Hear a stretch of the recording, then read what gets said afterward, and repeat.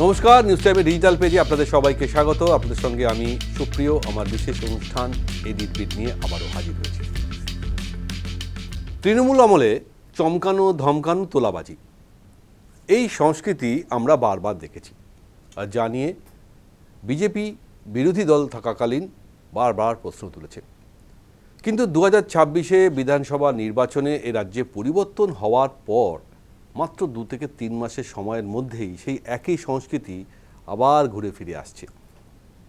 বিজেপির একেবারে নিচুর তলায় সেই তোলাবাজি সংস্কৃতি সংস্পর্শে এসে গেছে।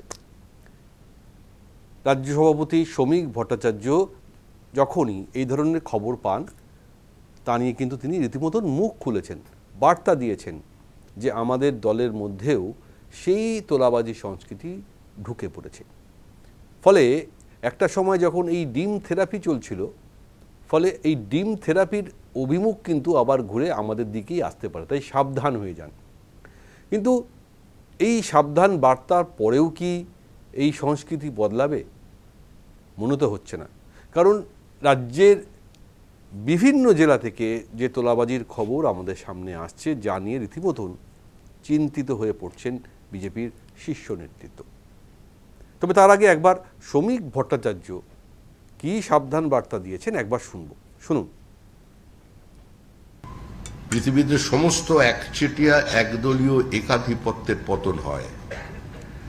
আজকে আমরা 207 এই শরীরী ভাষা নিয়ে যদি আমাদের দলের কেউ নেমে পড়ে ময়দানে, তাহলে পরিণতি কিন্তু অত্যন্ত বিপজ্জনক হবে। যে অনাকাঙ্ক্ষিত ডিম থেরাপি শুরু হয়ে যাবে, সেই ডিম কিন্তু ঘুরে অন্যদিকেও পড়তে পারে। এটা প্রত্যেককে মনে রাখতে হবে, আমার দলকেও মনে রাখতে হবে। আর যারা নতুন নতুন আমাদের দলে এসে গেছেন, হঠাৎ তাদের মধ্যে একটা নতুন কিছু করার, নতুন কিছু পাওয়ার চিন্তাভাবনা এসে গেছেন, সেই সনাতনীরাও একটু সাবধান হবেন। কারণ ডিমের অভিমুখ বদলাতে বেশিক্ষণ সময় লাগবে না। মুখ্যমন্ত্রী শুভেন্দু অধিকারী দায়িত্ব নেওয়ার পর বলেছিলেন যে জিরো টলারেন্স, অর্থাৎ কোনো রকম দুর্নীতি আমি হতে দেব না। কিন্তু মুখ্যমন্ত্রীর কাজ করলেও দলের অন্দরে এই মুহূর্তে যে তোলাবাজি সংস্কৃতি ছড়িয়ে পড়ছে, সেটাকে কে থামাবে? শুধুমাত্র সংবাদ মাধ্যমে বা বিভিন্ন অনুষ্ঠানে বক্তব্য দিলে তো হবে না, তার একেবারে শিকড়ে পৌঁছাতে হবে। যদিও বিজেপি সূত্রের খবর, যারা যারা এই তোলাবাজি সঙ্গে যুক্ত হয়েছেন, দল তাদের শোকজ করেছে, নোটিশও পাঠিয়েছে। কিন্তু তাতে কি পরিবর্তন হবে? এখন প্রশ্ন, মাত্র 2-3 মাসের মধ্যে এই সংস্কৃতি কেন ঢুকে পড়ল? অনেকে অনেক রকম ব্যাখ্যা দিচ্ছেন। পঞ্চায়েত মন্ত্রী দিলীপ ঘোষ আরেকটু বাড়িয়ে বলছেন যে কোথাও একটু এই মধুতে আসক্তি হয়ে পড়ছে আমাদের দলের কিছু নেতারা। কেন, কি বলছেন দিলীপ ঘোষ, শুনুন। তোলাবাজি সংস্কৃতি এত সহজে উঠে যাবেন ভাবার কোনো কারণ নেই। পুলিশকেও বলা হয়েছে এরকম কমপ্লেন এলে তাদেরকে অ্যারেস্ট করা, ব্যবস্থা নেওয়া।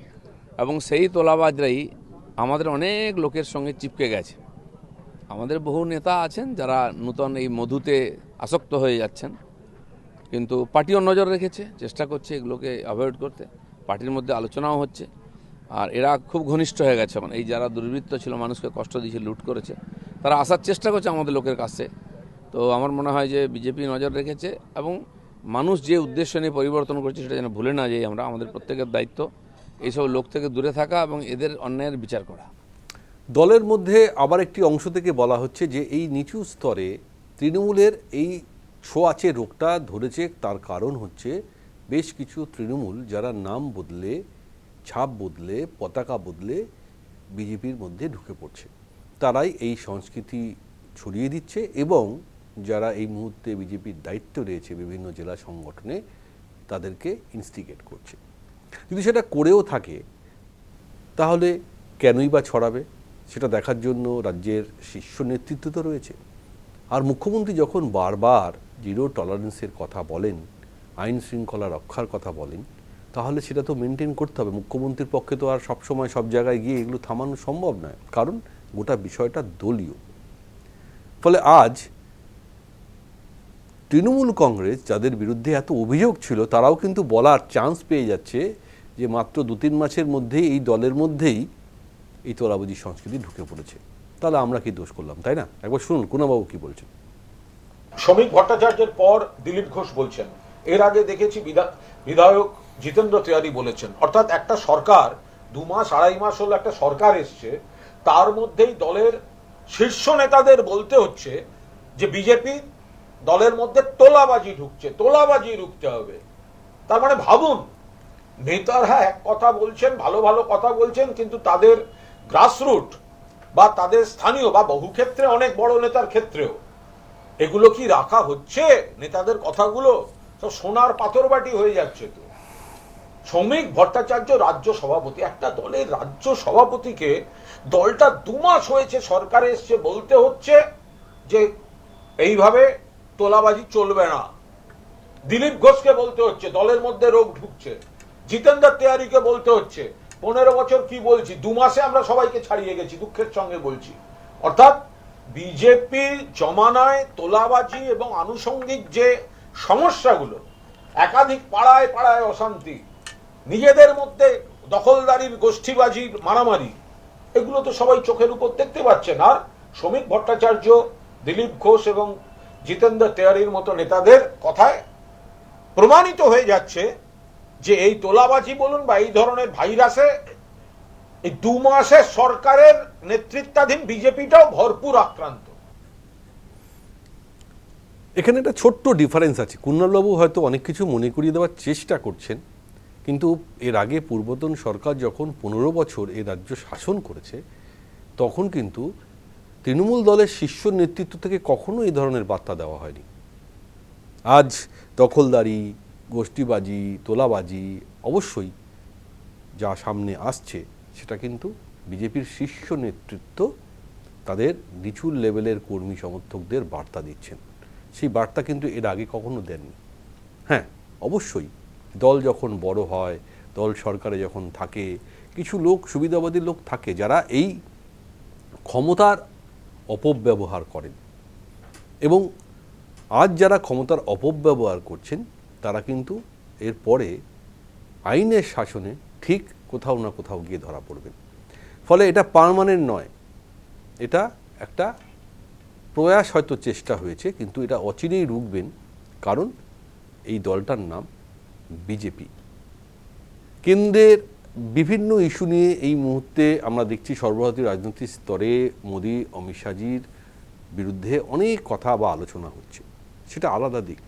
কিন্তু এ রাজ্যে এমন কোনো ঘটনা ঘটেনি যা নিয়ে নিচুতলার কর্মী সমর্থকদের মধ্যে এই তোলাবাজি সংস্কৃতি শুরু হয়ে যাবে।